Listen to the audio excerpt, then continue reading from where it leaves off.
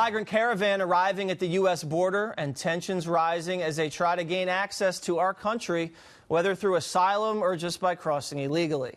With thousands of troops deployed, agents in Arizona detaining more than 650 illegal immigrants trying to cross in just 2 days alone this week.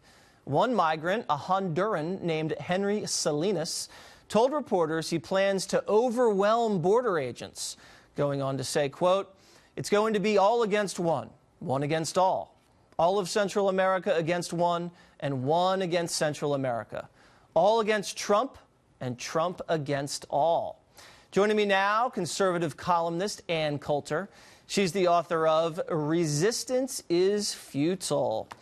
All right, Ann, you know, we heard all the last couple weeks that this was an invasion, and I think even Jim Acosta said that, you know, Mr. President, they're not going to be climbing any walls. That's not going to happen. Yet, we see all this video. They're climbing the walls. What's going on now? Yes, oddly, the same thing they've been doing for the past, 50 years. This is why one presidential candidate ran a couple of years ago promising to build a wall. That's why people voted for him. We see that we need a wall. In the absence of a wall, I wish we at least had Attorney General Jeff Sessions. I mean, but look at this wall. We don't even have that anymore. You can't even see this wall. I'm not sure. I mean, these are people that are just straddling the wall and then taunting and yelling things at Border Patrol on the other side. If any Democrat looks at that picture and sees them just like, you know, it's like a jungle gym out there. You just get on, you climb up, you climb down. It's like fun for these people. I don't get it. Right. Well, Israel has a wall that reduced. They're having a big problem with invaders. They call them, I believe. No, infiltrators. Anyway, coming in from Africa, and they, according to the New York Times, got it down to 0 illegal immigrants crossing into their country. The wall goes very deep down. You don't have to worry about tunnels. Apparently, the old "show me a wall, I'll show you a ladder." The Israelis didn't believe that, so they built a wall, and it's actually working. Isn't Maybe it we funny could get them to build our wall. Yeah, every time you hear the Democrats, it's always, walls don't work. Walls don't work. And then you see walls all over the rest of the world working to stop people that they don't want coming in here. It's the craziest thing. It's like the left perseverating something like, wheels don't work. Buckets don't work. They've worked for thousands of years. Yeah, yet they're the ones driving the cars all over the place. So what's going to happen? You have actually now troops at the border. You have Mattis, who is at the border, who says we don't do stunts. They continue to come up. Some of the people that have reached Tijuana got there first. I guess they're just a little bit more athletic. But the caravan is coming. More caravans are coming. What do you see happening when the clash occurs and you have the actual 7,000, 8,000, 9,000 strong caravan actually getting to the border? What do you see happening then?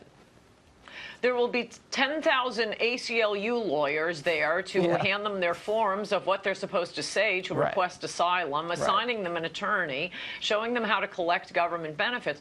No, I mean, this is great, and I wish you would cover this every week, Jesse, because this has been going on for 50 years. This is why voters wanted a wall. That's the only thing that will ultimately work. We do have another omnibus bill coming up, and Trump has threatened to veto it if he doesn't get funding for his wall, which, again, he doesn't need, but there's no one in the White House. Who hired all those people in the White House?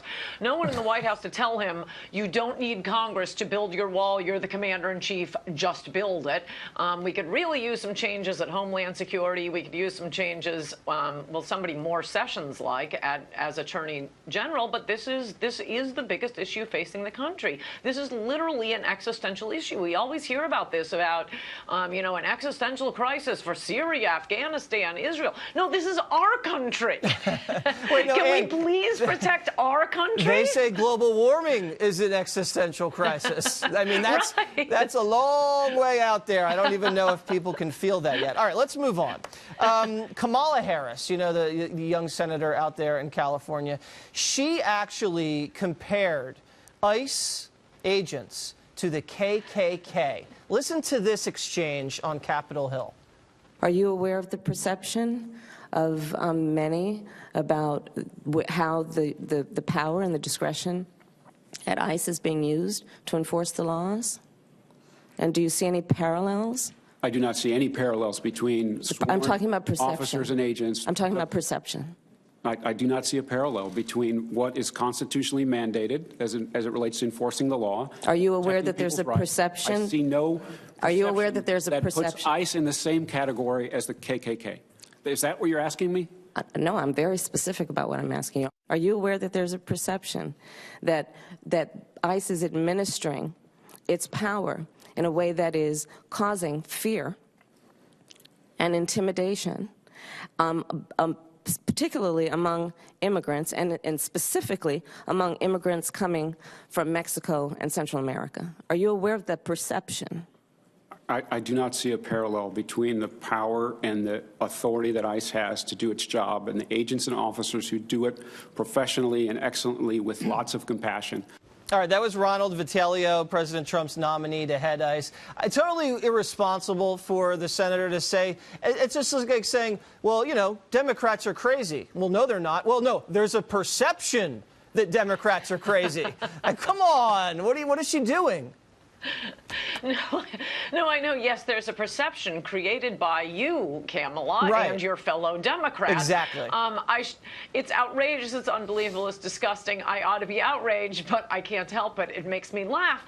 This is the left in the Trump era. They've lost their minds. This is why they can't effectively oppose Trump, and resistance is futile. Everything has to be Nazi, white supremacist, white nationalist, KKK. All they do, I mean, what does that even mean? There are no Nazis. No, Trump is not Hitler, though yes, killing 6 million Jews and tweeting a lot. Very similar, I'm sure, in the eyes of a liberal. Peter Brimelow runs an immigration website which is basically Trump's position on immigration, except without the grammatical errors. And the New York Times just starts casually referring to an immigration website. It's just about immigration as white nationalist. Peter Brimelow, well, he doesn't call himself a white nationalist. It's just, this is the left calling our side a poopy head. They just want to call us names. Well, I don't know who Peter is, but I do know that the Ku Klux Klan terrorized the South for many, many years and was responsible for hanging African-American people all over the place and burning crosses and intimidating people, and they were eventually eradicated. I just don't see the parallel, right, by Republicans. I don't see the parallel between ICE agents going after drug traffickers, going after human traffickers, going after criminal aliens that have broken our laws and trying to get them deported out of this country. There is no parallel at all. Well, also to prevent them from undermining the wages of African Americans. I mean, those are the people in America who are being, the one demographic group that's, and I suppose some also Hispanic Americans, who are being hurt the most. And they have the audacity to bring up the Klan. Also, I know a lot of people on our side get sick of Democrats are the real racists. But look, it is an historical fact that the Klan was an outgrowth of the Democratic Party. They often had overlapping membership, and originally the Klan was formed to terrorize Republicans who were going down to the South to make sure black people were voting. Yeah, everybody needs to learn more history in this country. Trust me, I've been out in the streets. It's a disaster. Let's go to Avenatti. So, you know, I don't even want to laugh about this because if it's true and he did punch a woman in the face, it's probably the most despicable thing you can do. And, you know, presumed innocent in this country, we're going to give him due process. The due process he did not give Judge Kavanaugh. But it is kind of ironic that he's now saying, don't believe women. I was set up. This is the exact opposite of what he was saying in August and September. True, but I would not put him in the same camp with Kavanaugh. I mean, women absolutely not. It's just the theoretically, memories, no evidence.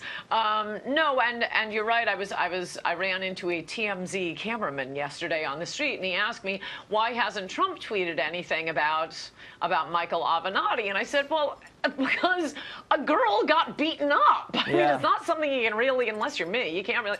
But yeah, probably a lot of conservatives did have a slight smile curl their lips on this. But he's toast now, right? I mean, Isn't he toast I do want to, in terms of politics? CNN's not going to book him. MSNBC's not going to book him. The Democratic Party in Vermont, they canceled his appearance. I mean, I do want to say this is going to leave a huge hole in the MSNBC schedule because for months you could not turn on TV without seeing. But I also do want to give credit to TMZ, which has apparently paid off every doorman in the greater Los Angeles area. I mean, their reporting is pretty specific that with him running into the building afterwards and saying, "She hit me first." That's a new one. I mean, yeah, that's not going to hold up in the courtroom. Not at all. I mean, TMZ, they're wired all over that city. They got everybody on lockdown. They're just, it's an amazing organization, and I can't believe they beat everybody to the punch. Sneaky Snipes, Broward County. So Sneaky Snipes is overseeing this thing, and, you know, they had all this recount and all that. Well, she purposely missed the deadline because when they finished the count, Scott, the Republican, was up. So she added a few votes at the end, and then that delegitimizes the recount, so they have to go with the original count. So now the Democrat added a few votes. Total chaos, but she thinks she's doing a great job, Ann. Well, I happened to be on site here in Florida for some real reporting and was talking to a couple of people who spent a few hours there looking at the ballots. And one thing you should always know, I mean, for one thing, all of the reporting on the biggest story of the year has to be done by just random Republicans who are willing to donate their time. I love these news organizations sitting back and saying, well, they say there's cheating, but they have no evidence. Yeah, no Trump evidence. has no evidence. Hey, I have an idea. Do you guys have any reporters you could send? I wonder. No, that could be a good idea. They just call up Southern Poverty Law Center and say, oh, no, an expert told us there's never any cheating. There's never vote fraud. Don't worry. You can take it from the Southern Poverty Law Center. What they're doing, as is often the case in these, is the same thing over and over again. The overvotes and undervotes. This is where a person, I mean, you can cancel out your own ballot. You vote for one guy, decide, I don't really care. You vote for two. Okay. You didn't vote for anyone because you voted for both. You know what? I think I just saw a picture the other day. I saw a picture of a ballot in Broward County, and someone checks the box for Nelson. I even think we might even have it. And then they check the box for Scott. Look, there it is on the screen. Okay, so first of all, I have to say, I know you're a Florida resident sometimes during the year, but Ann, you people down there, I mean, it's not that hard. What are you guys doing? It's like filling out a bubble. And by the way, keep this in mind whenever you hear sneering elitist liberals talking about what idiots Republicans are. I notice these are all in Democratic precincts. At least our voters know how to fill out a ballot. That's true. The undervotes are where they examine a ballot where the voter didn't vote for a candidate at all, which is very common. The Nelson Scott election. Why? Because I would guess Andrew Gillum was running. He's like Florida's Obama. Probably a lot of African Americans went in, voted for the black candidate, and left. It's not that surprising, but for whatever reason, Gillum got more votes than Nelson did. Gillum running for governor, right. The two Democrats, Nelson for Senate. But what they did, and I think they're trying to do now, the Republicans better stop them. What they did in the Minnesota election that elected cheater Al Franken was that they would say, look, this ballot, they voted for Obama. Well, surely they meant to vote for Franken. Exactly. We're going to count that as a vote for Franken. Exactly. No! You know what they're doing? Yeah. They think they know the intention. The will of the voter. They can somehow, through you know, ESP divine whatever the intention was. All right, Ann, I got to run. It was great talking to you, and hopefully we'll see you around in the coming weeks. See you soon.